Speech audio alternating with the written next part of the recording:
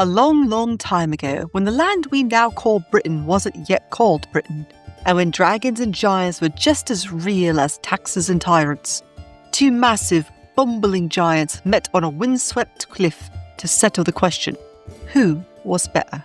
The battle that followed was loud, destructive, and kind of hilarious. But underneath the humour is a story about land, identity, and the kind of pride that topples mountains. Hey Storycrafters, I'm MT Lynx, indie author and your friendly neighbourhood myth dissembler. And today, we're diving into one of my favourite underappreciated Welsh tales, the giants Tom and giant Blubb. This isn't just a story about two cartoonish brutes throwing boulders.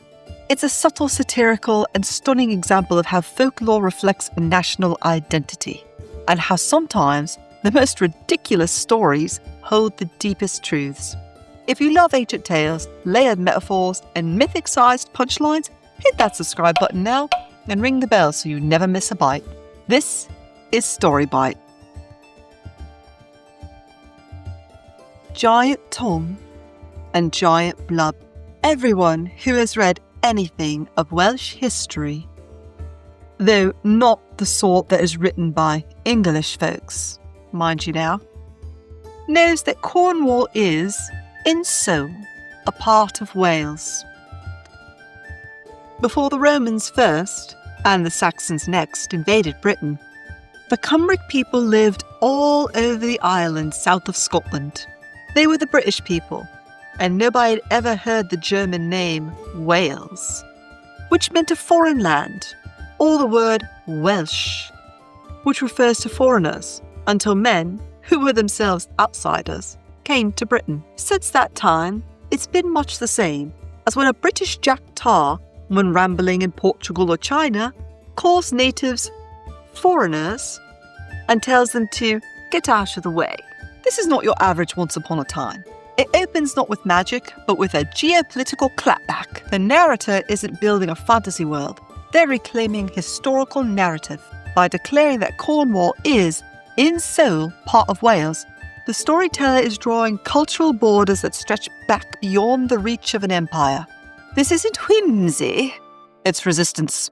The Cymric people weren't Welsh until outsiders labelled them as such. That passage reminds us that stories are more than entertainment. They're tools of memory and power. As readers, we're stepping into a tale that's doing something old and urgent, preserving identity through storytelling. And as writers, this is a masterclass in framing. In 3 sentences, the tale sets up a landscape of loss, legacy, and land, and it does it with poetic fire. Ages ago, when the Cymric men, with their wives and little ones, rode over in their coracles from Gallia, or the Summerland, to Britain, the Honeyland, they came first to the promontory which we know as Cornwall. The Cornu, Galliae, or Walliae, which means horn or cape of the new country now called England. Here was a new region, rich in every kind of minerals. Ages before, the Phoenicians had named it Britain, or the land of tin. Within the memory of men now living, Cornish men, that is, the miners of Cornwall, on going to California, discovered gold. In Cornwall, as part of the Cymric realm, King Arthur found and married Guinevere, his queen. It was in Cornwall, also, that Merlin was hidden. Here is the rhyme. Marvellous Merlin is wasted away by a wicked woman. Who may she be? For she hath pent him in a crag on Cornwall coast. So it happens that thousands of English people in Cornwall are Welsh, by both name or descent, or have translated their names into English form, even while keeping the Welsh meaning. They are also Welsh in traits of character, just as tens of thousands of Welsh folk among the first settlers of New England and the American colonies are described in our histories as English people. Now, in early Cornwall, there were many giants. Some were good, but others were bad. One of these, a right fine fellow, was named Tom, and another, a bad one, Blubb. This giant had 20 wives and was awfully cruel. nobody ever knew what became of the 20 maidens he married. Sometimes people called the big fellow that lived in a castle Giant Blunderbuss, but Blubb was his name for short. He was much taller than the highest hop pole in Kent. He was made up mostly of head and stomach, for his chief idea in living was to eat. His skull was as big as a hogshead, or a pushball, or a market wagon loaded with carrots. Indeed, it was strongly suspected by most people that the big bone box set on his shoulders was as hollow inside as a pumpkin. But a coconut could probably hold all the brains he had. At any rate, during one of his fights with another giant, he had been given an awful thwack from the other giant's club. The sound made, which was heard a long distance away, was exactly like that when one pounds on an empty barrel. Now, this giant Blubb had built a mighty castle between a big hill and a river. Under it were vaults of vast size, filled with treasures of all sorts. Gold, silver, jewels, and gems. These were the cells in which he kept his wives after he had married them. It was the opinion of his neighbours now that in every case, soon after the honeymoon was over, he ate them up. If even the devil ought to have his due, one should be fair to this human monster. And we are bound to say that Giant Blubb denied these stories as pure gossip. It is certain that such crimes as this never could be proved against him. To guard his underground treasures, he had 2 huge and fierce dogs, supposed to be named Catch'em and Tear'em. What they were really called by their master was a secret now. Yet anyone who had a piece of meat ready to throw to them and knew their names, which were passwords, could first quiet them. Then he could walk by them and get the treasure. Besides these dogs, the only living thing in the castle when the giant went out was the latest Mrs. Blubb. Yet she was in constant fear for her life, lest her big husband should sometime make a meal of her. For even she had heard the story that Blubb was a cannibal and looked at all plump women simply as delicacies, exactly as a boy peers into the window of a candy shop. What made all the country round hate this cruel giant was not wholly on account of his awful appetite. It was because he had ruined the High King's Road. Ever since the time of King Lud, whose name we read in Ludgate Hill in London, where his Cumbric Majesty had lived, this highway had been free to all. It ran all the way through Cornwall from Penzance, and thence eastward to London and beyond. When Giant Blubb wished to enlarge his castle, he had walls and towers built down by the river's edge. This closed up the big road so that people had to go far around and up over a hill or by boat along the river. Such a roundabout way took too much time and toil and was too much trouble for all. Everybody had to submit to this extortion until there came along Giant Tom, of whom we shall now tell. Here come the giants, and in this story it gives us a very particular kind. These weren't the towering ogres from Norse myth, or the regal Fomorians of Irish legend. These are massive Cumbric men, described as real people, but mythically scaled. This blurs the line between history and folklore in the best possible way. The Cumbric giants were not fantasy. They are ancestors rendered large by the weight of memory. And by contrasting them with the pit dwellers, the story sets up an immediate social and cultural hierarchy. It's not just about height, although some of us could use a little bit more. It's about legacy versus obscurity. These giants symbolize identity, strength, and the inheritance of the land.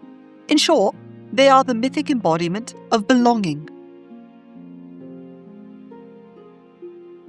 His real name was Rolling Stone, for he never stuck long in one place at a job and cared not a cucumber for money or fine clothes.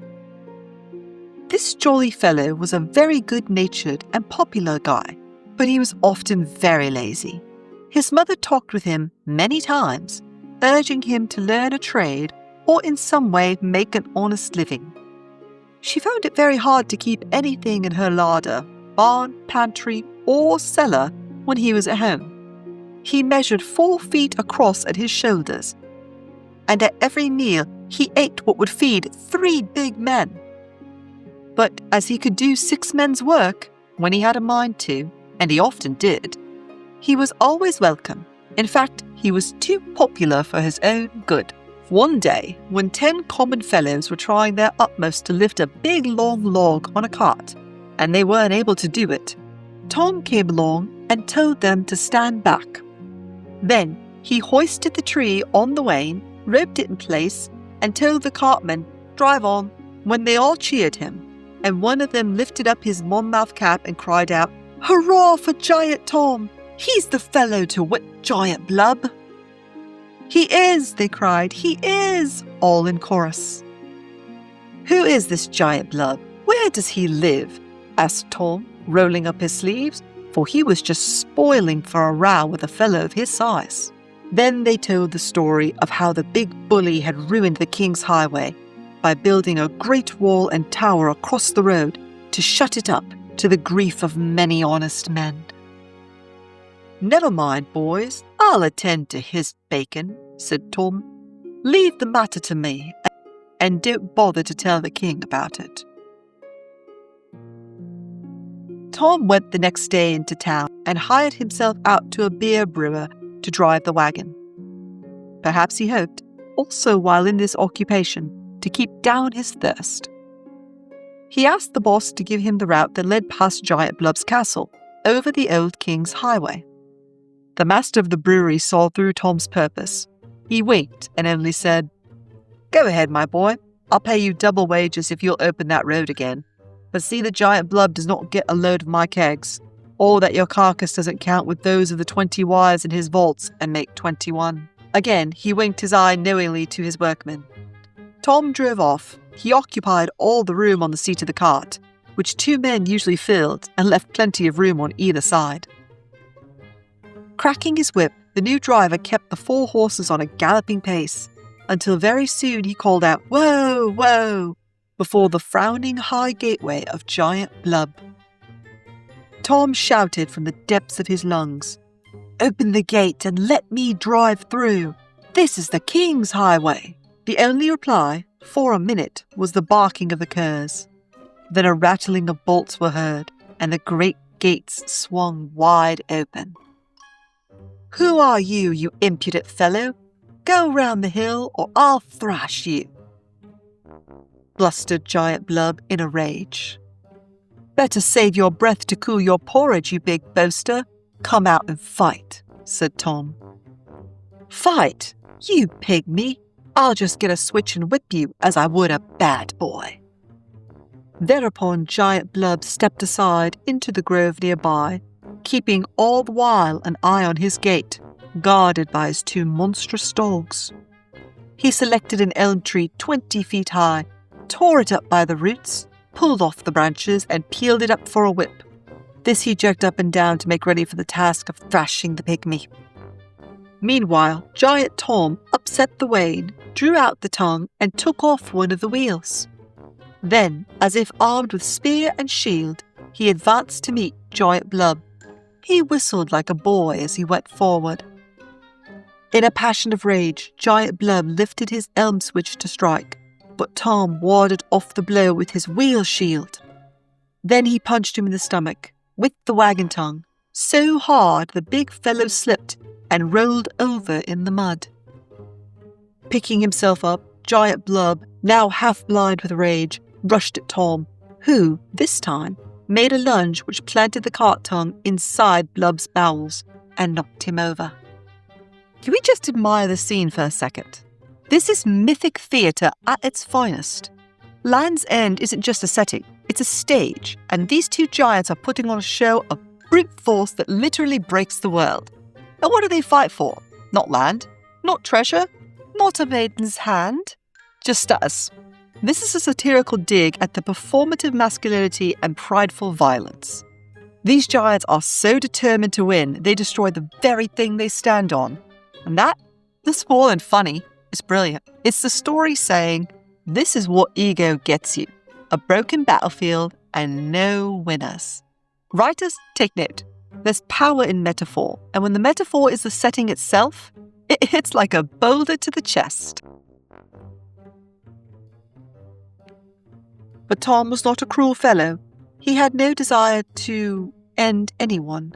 So he threw down his war tools and, tearing up a yard or two of grassy sod, rolled it together and made a plug of it, as big around as a milk churn. With this, he stopped up the big hole in Giant Blubb's huge body. But instead of thanking Tom, Giant Blubb rushed at him again. He was in too much of a rage to see anything clearly, while Tom, perfectly cool, gave the angry monster such a kick in the place where he kept his dinner that he rolled over and Tom gave him another kick. Then the plug of sod fell out of his wound. As he was bleeding to his end, Giant Blubb beckoned to Tom to come close, for he could only whisper, "You've beaten me on the square, and I like you. Don't think I killed my 20 wives. They all died naturally. But call the dogs by name, and they will let you pass.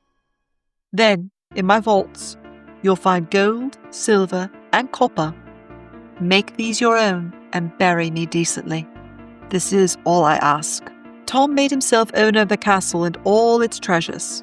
He opened the king's highway again. He took care of his aged mother, married the 21st wife of Giant Blubb, now a widow, and always was kind to the sick and poor. Today, in Cornwall, they still tell stories of the big fellow who abolished Giant Blubb's toll gate. Centuries afterwards, when the gospel came into the land, they restored Giant Tom's tomb, and on it were chiselled these words, "The restorer of paths to dwell in." The end. This ending is quietly brilliant. It undercuts the entire build-up. There's no triumph, no coronation, no glory, just destruction and sulking. And that's exactly the point. This isn't a tale that glorifies strength, it mocks it. It's a satire in mythic clothing, and it's doing something deeply Welsh, using humour as resistance. In a land often under siege, where sovereignty was stolen but stories remained, satire became a way to punch back without drawing swords. These giants weren't villains, they're fools. And through them, the storyteller reminds us that power without wisdom is just noise. And readers, we're laughing. But as thinkers, we're learning. Let's talk about this idea. The land has not forgotten. This is not just poetic, it's powerful cultural memory. This story offers an explanation for geography, but also a mythic weight to the land itself. Every jagged cliff becomes a monument to the giant's mistake. Every boulder is a warning. This is folklore as GPS, a map made of meaning, not just topography. And the message it encodes? This land remembers who we were and what we've done. And as a writer, this is the kind of world building you dream of. Geography and mythology stitched together so seamlessly you can't pull them apart. This story ends not with closure, but with echoes. And that's what makes it so sticky. Because this isn't just about giants anymore. It's about legacy and what we leave behind when we fight for the wrong things. In today's world, that's more relevant than ever. We see the echoes of this in politics, in conflict, in personal relationships. And so the story doesn't feel ancient. It feels timeless. And honestly, that's what great stories do. Writers steal these structures. Let's break down what the story does so well. It opens with cultural power. It builds myth through metaphor. It ends with consequence, not comfort. And all of this happens in maybe 500 original words. This is story economy, layered with meaning and mythic tone, all in one. So here are your takeaways. Use your setting as a metaphor. Let humour reveal, not distract. Give your land a memory.